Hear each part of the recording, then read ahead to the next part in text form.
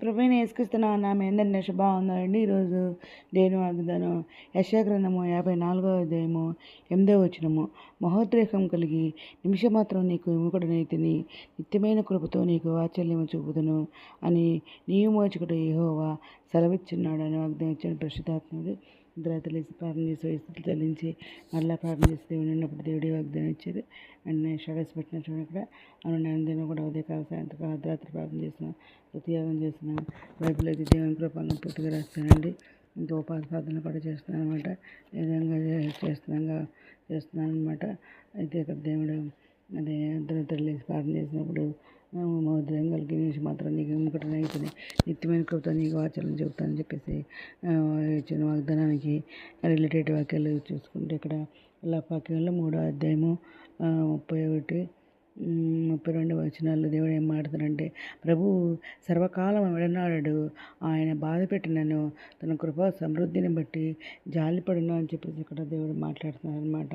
ఇంకా కీర్తన గ్రంథము 30వ అధ్యాయము 5వ వచనంలో దేవుడు ఏం మాట్లాడుతున్నారంటే, ఆయన కోపము నిమిషం మాత్రం ఉండను, ఆయన దయ ఆయుష్కాలం అంతయు నిలుచును, సాయంకాలం ఏడుపు వచ్చి రాత్రి ఉండినను ఉదయమున సంతోషం కలుగునని చెప్పేసి ఇక్కడ దేవుడు మాట్లాడుతున్నారండి.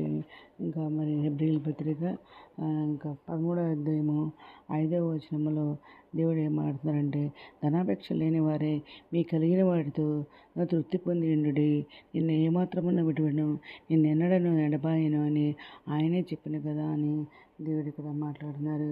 ఇంకా యెషయా గ్రంథము 49వ అధ్యాయము ఇంకా 15, 16 వచనాలలో ఏం మాట్లాడుతున్నారంటే, దేవుడు ఇక్కడ స్త్రీ తన గర్భమున పుట్టిన బిడ్డను కరుణింపకుండా తన చంటి పిల్లల్ని మర్చిన వారైనా మర్చుతారు, కానీ నేను మరువను. చూడుము, నా అరచేతుల మీద నేను చెక్కి ఉన్నాను, నీ ప్రకారం నిత్యం నా ఎదుట ఉన్నాను అని చెప్పేసి ఇక్కడ దేవుడు మాట్లాడుతున్నారండి. ఇంకా 54వ అధ్యాయము 10వ వచనములో దేవుడు ఏం మాట్లాడుతున్నారంటే, పర్వతం తొలిపోయిన మెట్టలు తొత్తరలను నా కృప నిన్ను విడిచిపోదు, సమాధాన విషయమైన నా నిబంధన తొలిగిపోదు అని నీ యందు జాలిపడి యెహోవా సెలవిచ్చినాడు అని చెప్పేసి దేవుడు ఇక్కడ మాట్లాడుతున్నారండి. ఇంక నేను భయం నుంచి వాగ్దానం ఇచ్చింది కృతజ్ఞతలు చెల్లించుకుంటూ ఈరోజు మరి మనతో మాట్లాడిన దేవుడు మహోద్రేకం కలిగి నిమిషం మాత్రమే నేను విసర్జించాను, నిత్యమైన కృపతో వాత్సల్యం నేను చెబుతాను అని చెప్పేసి ఇక్కడ దేవుడు మాట్లాడుతున్నానండి.